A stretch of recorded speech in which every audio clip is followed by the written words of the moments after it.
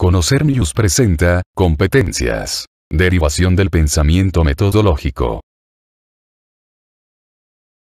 El presente video, es la pieza final del planteamiento de Conocer News, para generar e incrementar la productividad, ya que la enorme importancia de este tema, radica en que solo de esta manera, se estará en posibilidades de generar riqueza distribuible, para contribuir al desarrollo en diversos aspectos. La estrategia integral, se conforma por 6 videos y, una propuesta en chain.org. Ciertamente la existencia de brechas digitales en la sociedad consiste en no contar con el acceso a las tecnologías de la información y comunicación, lo cual impide realizar una gran diversidad de trámites y servicios por Internet, y además, no contar con información relevante sobre su contexto socioeconómico y por tanto estar en desventaja competitiva. Pero por otra parte, cuando teniendo el acceso a la información, no se usa o no se sabe usar para la toma de decisiones, perdiendo de vista que, la utilidad del Internet, depende de lo que cada comunidad pueda ofrecer en términos de conocimientos aplicables o relevantes. Y todo esto tiene que ver con la falta de habilidades, competencias y aptitudes para transformar la información en conocimiento a partir del dominio de procesos de análisis. Es innegable que tener información es tener el poder de transformar, pero siempre y cuando se cuente con un método para transformar la información en conocimiento útil en la toma de decisiones y la generación de ideas valiosas, propuestas o aportaciones.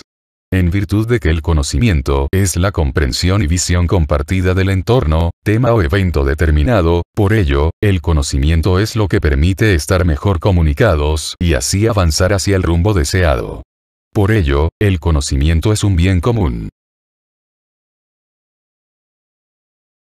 Ahora bien, existen muchos métodos para generar conocimiento, por ejemplo, métodos científicos, métodos para la investigación de mercados, métodos para realizar auditorías contables o financieras, es decir, existen tantos métodos como necesidades de conocer la realidad sobre lo que nos rodea, o nos interesa.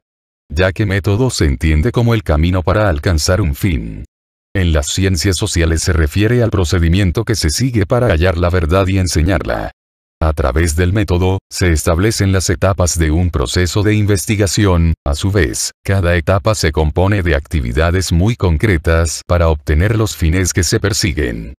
¿Podrías identificar qué elementos en común hay en todo método?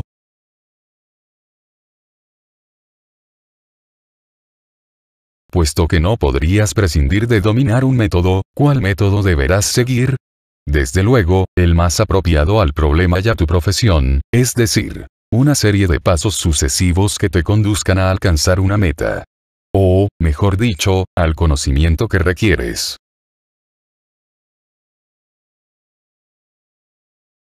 Por ejemplo, el administrador se basa en el proceso administrativo, esto le proporciona un marco teórico de actuación, sin embargo, no es suficiente. Su preparación requiere complementarse con el manejo de herramientas o técnicas para cubrir la rutina diaria, habilidades duras, también es importante desarrollar la capacidad para interactuar y comunicarse de la mejor manera, habilidades blandas. Y finalmente, la capacidad de reaccionar a situaciones específicas con resultados observables, de hacer lo correcto y con facilidad, cuyos resultados observables permiten identificar a una persona competente, sin embargo, ¿qué contribuye a ser más competentes? La respuesta es su pensamiento metodológico, es decir, su razonamiento orientado a combinar ante situaciones específicas, su pensamiento lógico, sus conocimientos previos y sus métodos de trabajo, las habilidades para obtener información y estructurar ideas claras y sustentadas, que logren ser aceptadas.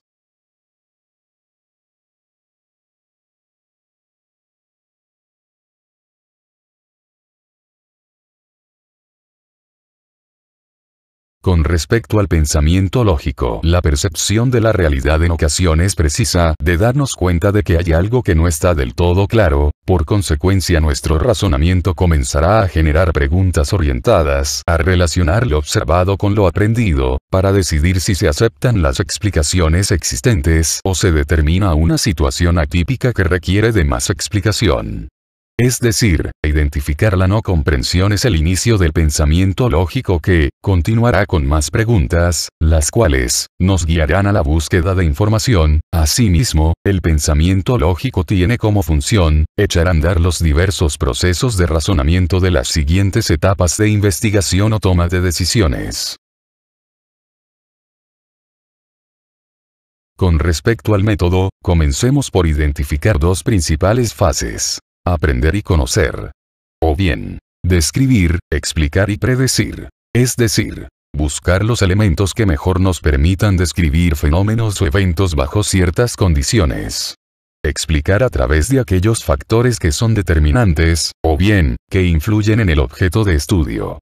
Y predecir las conductas o eventos de acuerdo a patrones definidos. Estas mismas fases, describir, explicar y predecir, a su vez, podrán ser desagregadas en diversas etapas, de acuerdo al enfoque o disciplinas del conocimiento determinadas por el investigador o tomador de decisiones, y de esta forma, contar con su propio método para resolver problemas o interrogantes.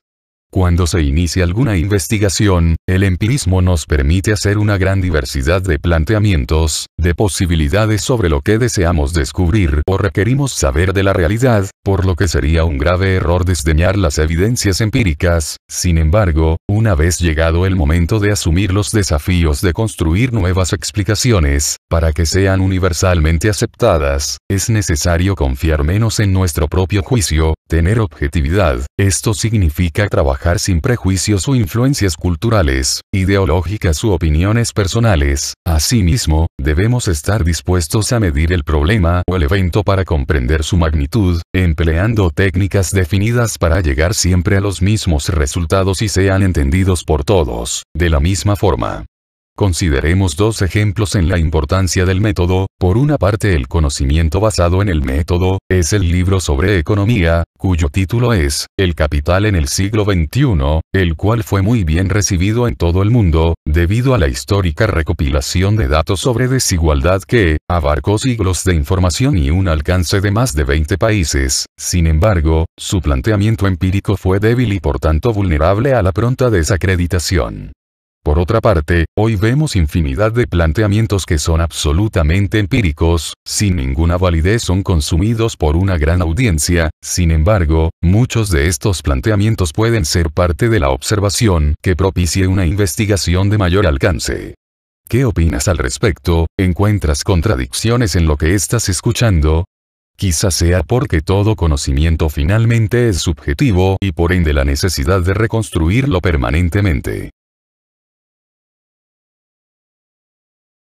El alcance y profundidad de la información requerida, dependerá del enfoque que tenga la investigación o decisión. Sin embargo, el flujo de la información, dependerá básicamente de las siguientes habilidades. Hay que tener la habilidad para identificar y consultar el tipo de información que será necesaria, es decir, la información cuantitativa y cualitativa que se deberá consultar en fuentes secundarias principalmente, con la finalidad de profundizar en el contexto del objeto de estudio, e iniciar la investigación a partir de cierta semántica aceptada por los interesados y así, las posteriores deducciones sean comprendidas por los demás. Habilidad para diseñar las herramientas de recopilación y procesamiento de información que permita cuantificar o medir los eventos que serán involucrados en la investigación o la decisión. Habilidad para documentar los resultados de la investigación, con el apoyo de herramientas gráficas y estadísticas, pero fundamentalmente, con base en la estructura de enunciados del sistema teórico.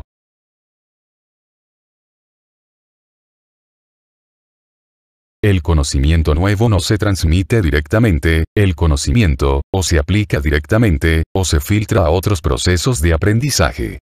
Por tanto, estructurar el sistema teórico no es para transferir el conocimiento nuevo, es principalmente, para construirlo. Es decir, se estructura un planteamiento empírico que reconozca alguna situación atípica de la cual no se tiene explicación o sea insuficiente o insatisfactoria.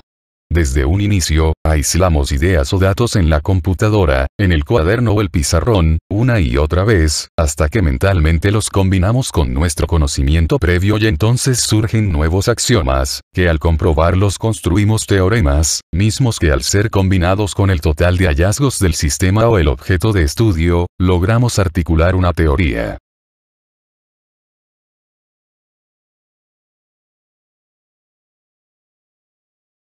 A continuación, algunos puntos relevantes de cada fase de un ejemplo de método. Observación.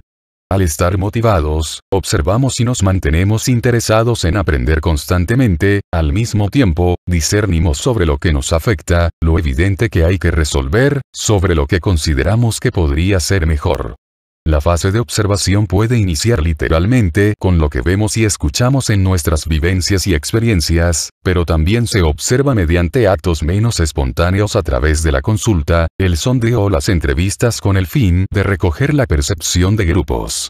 Otras formas de observación son la lectura o monitoreo permanente de las estadísticas e indicadores que miden el comportamiento de las variables que son de nuestro interés, con el fin de detectar variaciones o desviaciones significativas. Sin embargo, esto por sí solo no describe una problemática o hallazgo, ya que es común creer que un indicador es útil para entender lo que está pasando, y que incluso, se pueden usar sus datos para argumentar, pero no, es solo un indicador cuya función es activar el principio de no comprensión, y por consiguiente, identificar la necesidad de profundizar en una investigación para llegar a significados válidos. Por tanto, para impedir la generación de conocimiento nuevo, hay que dar por entendido algún tema, ya que no requiere más explicaciones. Por cierto, tal obviedad no la des por entendida a la primera, ya que un antiguo proverbio zen lo dice de esta forma: lo verde crece, lo maduro se pudre. Es decir, permanezcamos abiertos al aprendizaje, a la posibilidad de recibir más de un mensaje, ya que al aplicar el principio de la no comprensión, estaremos generando la necesidad de obtener nuevas respuestas, de generar las preguntas pertinentes. Por ejemplo, si nos referimos a productividad, seguramente nos llevaría a estar atentos a nuestras actividades, y preguntarnos, ¿por qué estamos teniendo este desempeño? El tiempo que se lleva, los recursos empleados, las dificultades que se presentan, cómo afecta, cómo podría mejorar, lo que nos conducirá a hacer algún planteamiento de problema. 2. Marco teórico. Antes de iniciar con el análisis de la investigación, hay que conocer el marco de referencia del objeto de estudio. Por ejemplo, si el tema es productividad, habría que preguntarnos en primer lugar qué es productividad, entender el contexto y o entorno, cómo miden la productividad, asegurarse de aprovechar la experiencia de otros. Asimismo, existirán diversos puntos de vista sobre la productividad, y por consecuencia determinar el espectro de información que se deba manejar. Por ejemplo, información operativa, aspectos culturales, estrategias gerenciales, diseño organizacional. El enfoque del estudio está inevitablemente determinado en gran medida por la disciplina que dominamos o conocemos, pero además, nuestro pensamiento estará sometido a las decisiones de discriminar segmentos del sistema que no serán analizados, ya sea porque se considera que aporta poco o nulo valor a la investigación, también puede ser por tiempo, capacidad, suficiencia. Asimismo, se determinará cuál deberá ser el alcance y profundidad de la información por consultar o buscar.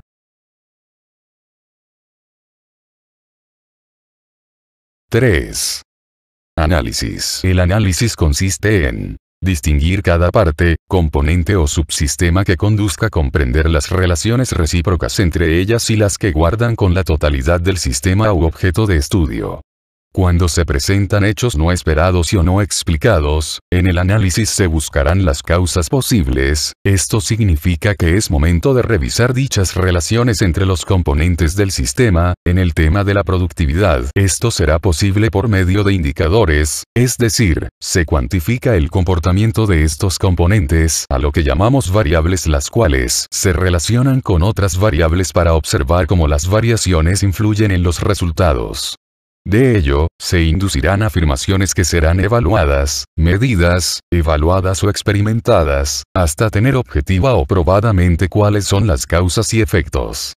Por todo lo anterior habrá que diseñar las herramientas de medición que se requieran, en nuestro caso existe el sistema de indicadores de gestión.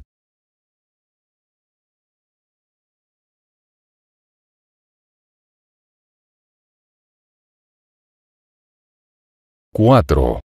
Diagnóstico e hipótesis. Además de ya conocer los indicios, se contará con la frecuencia de los eventos observados para comprobar que no se trata de un evento aislado. Por tanto, en el diagnóstico se deberá ampliar la motivación del estudio, así como las condiciones de tales incidencias, mismas que se habrán cuantificado, verificado y documentado, y por tanto, es posible argumentar acerca de por qué el problema es realmente un problema, así como las causas y sus efectos, la magnitud de los impactos y riesgos si no se atiende la problemática expuesta que, en el caso del ejemplo de la productividad, amenazan el logro de los objetivos, y finalmente, revelar las tendencias y patrones o predicciones de conductas o sucesos. En otras palabras, ya se sabe lo que está mal, o bien, lo que se necesita cambiar o enfrentar, por ejemplo, el elemento de la organización que se deberá eliminar, corregir o mejorar, pero el diagnóstico todavía no es cómo lograrlo. Se tiene un avance importante, pero aún no es la solución.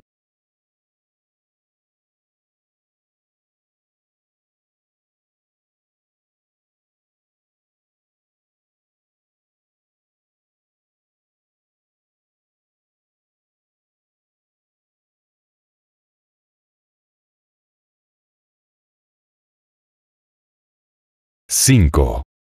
Aplicación. Finalmente, la modelación del conocimiento construido, se dará a través de la síntesis de la investigación, a través de la cual se hará una secuencia o narrativa que va desde la importancia del objeto de la investigación, cuál ha sido el alcance del estudio, es decir, cuál ha sido el espectro de la información, cuáles han sido los resultados de la investigación, que puede ser desde la hipótesis y su comprobación, o bien, en el ejemplo o enfoque aquí tratado, se da en los términos de causa-efecto, cuyos factores han sido medidos y por tanto comprobado su causalidad. Y el conocimiento nuevo, que es la combinación de estos hallazgos, a través de un conjunto de deducciones, las cuales nos proporcionan una comprensión y visión diferente de la realidad que se buscará compartir y ser aceptada. Mientras que por otra parte, el pensamiento lógico deberá concretar lo que se va a hacer con lo aprendido, desde luego, transformarlo en conocimiento, concretamente, en cómo aplicar los resultados de la investigación. Continuando el tema de productividad como ejemplo, en escenarios reales y actuales en México, la baja productividad se puede relacionar con el desconocimiento de los niveles de productividad, ya que no se sabe medir adecuadamente y por tanto trabajar en las soluciones y estímulos correctos. Sin embargo, si nuestra investigación nos dice que la causa de la baja productividad en el caso de nuestra organización es el factor tiempo de entrega, la conclusión y la solución debe basarse en los resultados, ya que suele ocurrir que después de una investigación aceptable, se abandone la objetividad y se termine concluyendo con algo que no cuenta con el sustento debido, es decir, se concluye de manera empírica.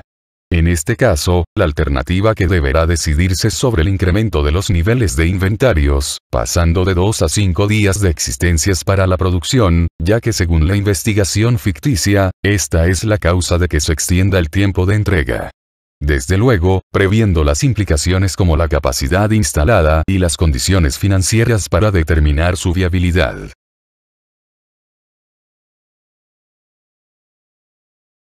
En resumen, las brechas digitales no solo son la falta de accesos a la tecnología de la información y comunicación, sino, además, la falta de accesos al potencial de transformación de una comunidad u organización.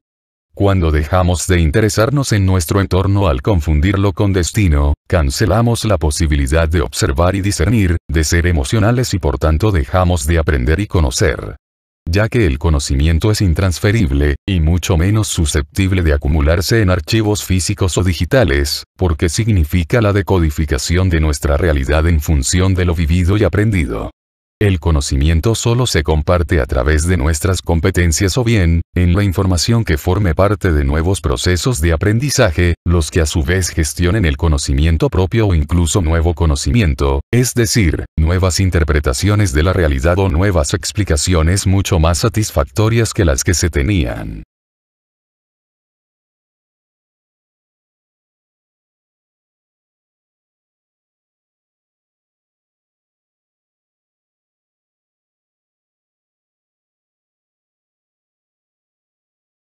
Marco Torreblanca te propone talleres para revisar y determinar indicadores de gestión, ya que son el eje del planteamiento de Conocer News. Se puede comenzar por un proceso sencillo que requiera de unas cuantas horas, para que evalúen su potencial, así como el costo-beneficio. O bien, suscríbete al canal, ya que en breve se publicarán nuevos vídeos, pero ahora solo con casos prácticos, empleando lo aprendido en estos vídeos, para que constates que es más fácil de lo que parecen los fundamentos, es solo cuestión de ejercitar tu pensamiento metodológico. Gracias por tu atención.